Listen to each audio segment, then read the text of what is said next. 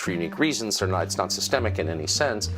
What's your sense of the stability of the American banking system? Well, it's actually at this point a global banking system problem. It is. So the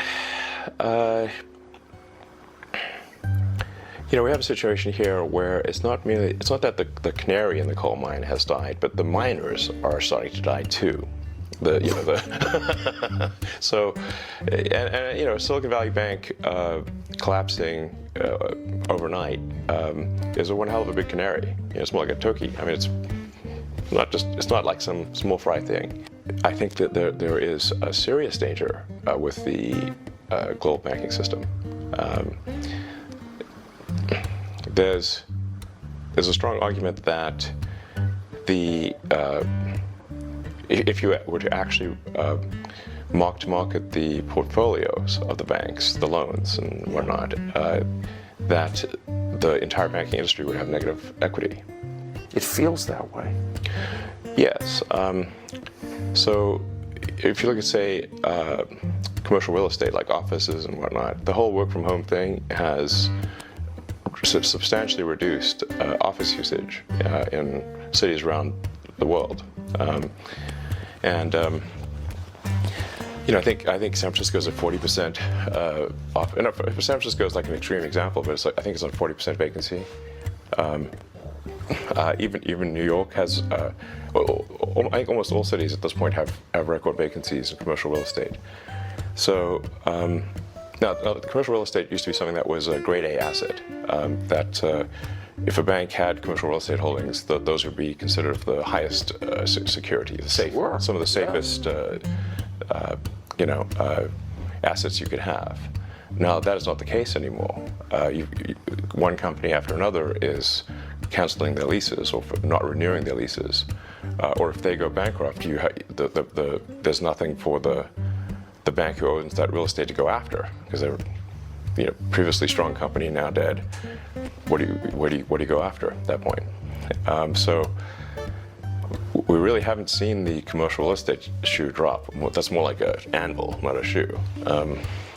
So the stuff we've seen thus far actually hasn't even. It's only slightly real estate portfolio degradation, but that will become a very serious thing later this year, in my view. I think if we see, which we're likely to see, a drop in house prices because the interest rates are too high, and for most people when buying a house, they look at the monthly payment. Of course. If you're a 30-year mortgage, the vast majority of it is interest. So if the Fed rate is high, you have a high base interest rate. Effectively, the price you can pay for the house drops because you now have to pay more interest, which means that if you've got a fixed monthly payment, you can now afford to buy a house for less money. It effectively drops the prices of houses. Yes.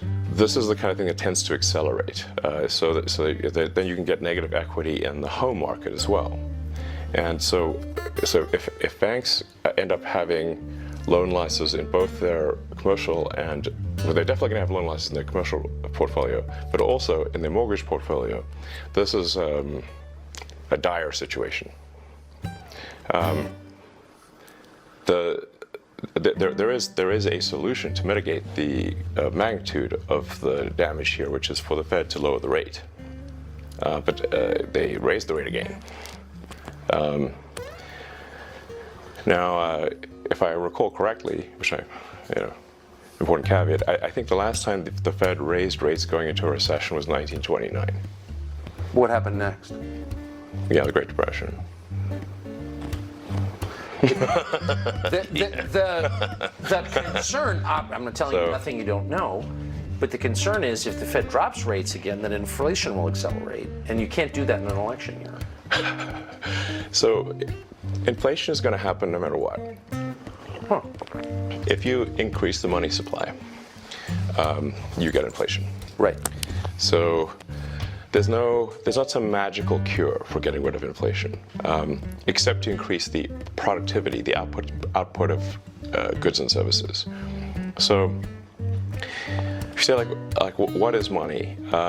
you've got these sort of it's basically numbers in a database that sum up to some total.